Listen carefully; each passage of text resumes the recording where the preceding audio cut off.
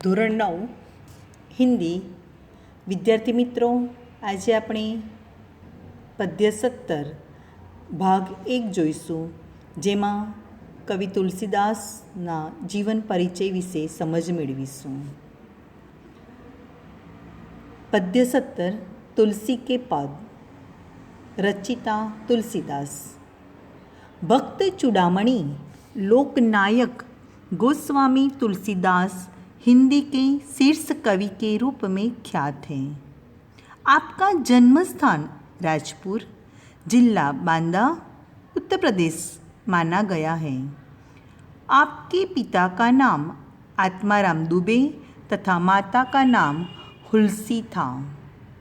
भक्त चूड़ामणि लोकनायक गोस्वामी तुलसीदास હિન્દીના મહાન કવિના રૂપમાં પ્રખ્યાત છે. ખૂબ જ પ્રશંસા પામ્યા છે, ખ્યાતિ પામ્યા છે. તેમનો જન્મ ઉત્તર પ્રદેશમાં બાંદા જિલ્લાના રાજપૂત ગામમાં થયો હતો. તેમના પિતાનું નામ હતું આત્મારામ દુબે અને માતાનું નામ હુલસી. बाल्यावस्था में नाना था बचपन में बाल्यावस्था में आपको माता पिता का सुख प्राप्त नहीं हुआ. बाबा नरहरिदास ने आपको अपने पास रखा. उन्हीं के साथ गोस्वामी जी ने वर्षों तक काशी, अयोध्या और चित्रकूट में रहकर वेद, वेदांग, इतिहास, पुराण, दर्शन का गहन એટલે ઊંડો અધ્યયન કરકે જ્ઞાન પ્રાપ્ત કિયા. બાળપણમાં તેમને માતા પિતાનું સુખ ના મળ્યું. નરહરિદાસ બાબા તેમણે તુલસીદાસજીને પોતાની પાસે રાખ્યા અને એમની સાથે રહી વર્ષો સુધી કાશી, અયોધ્યા અને ચિત્રકૂટમાં રહીને વેદ, વેદાંગ, ઇતિહાસ, પુરાણનું ગહન ઊંડું અધ્યયન કર્યું અને ખૂબ જ જ્ઞાન પ્રાપ્ત કર્યું. વેદ એ પ્રાચીન ભારતનો પવિત્ર ગ્રંથ છે. વેદના 4 પ્રકાર છે. પહેલું ઋગ્વેદ, બીજું યજુર્વેદ, ત્રીજું સામવેદ, ચોથું અથર્વવેદ અને વેદાંગના 6 અંગ છે.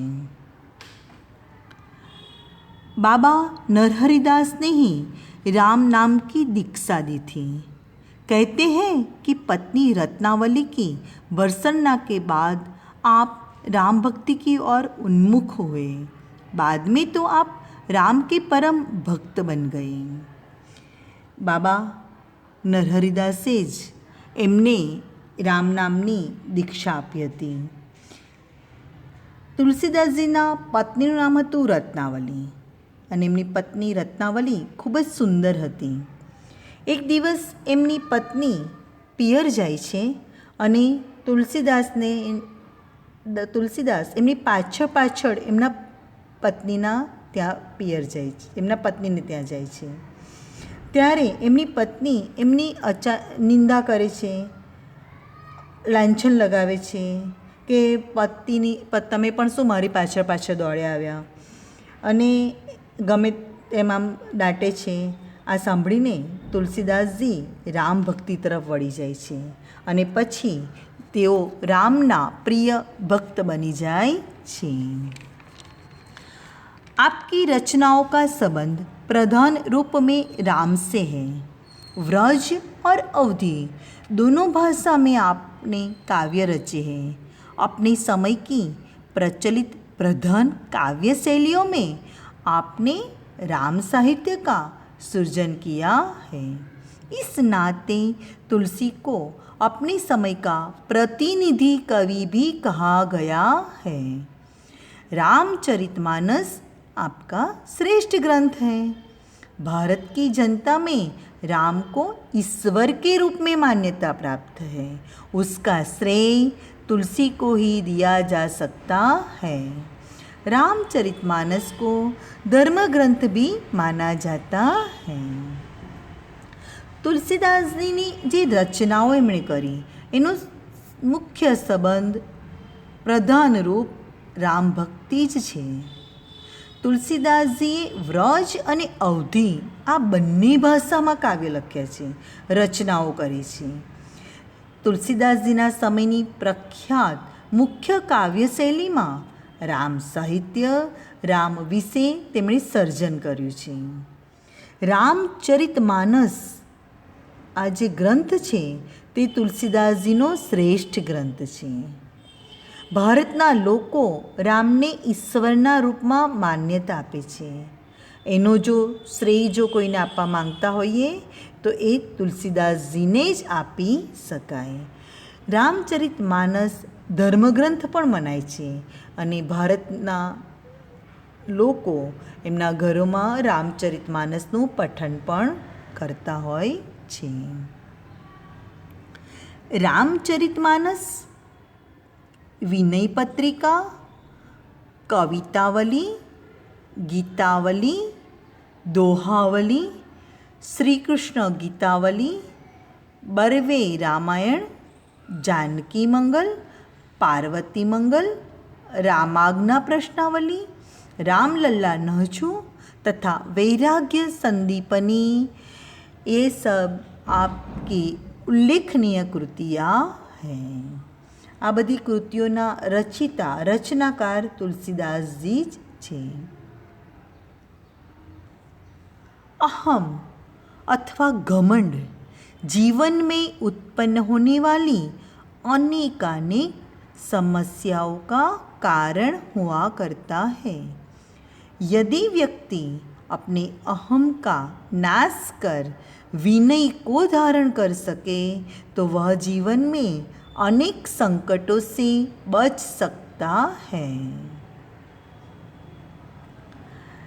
તુલસીદાસજી કહે છે કે માણસમાં અહમ, અભિમાન, ઘમંડ આવી જાય છે અને જ્યારે આ અહમ, અભિમાન આવી જાય છે ત્યારે આપણા જીવનમાં ઘણી બધી સમસ્યાઓ ઊભી થાય છે.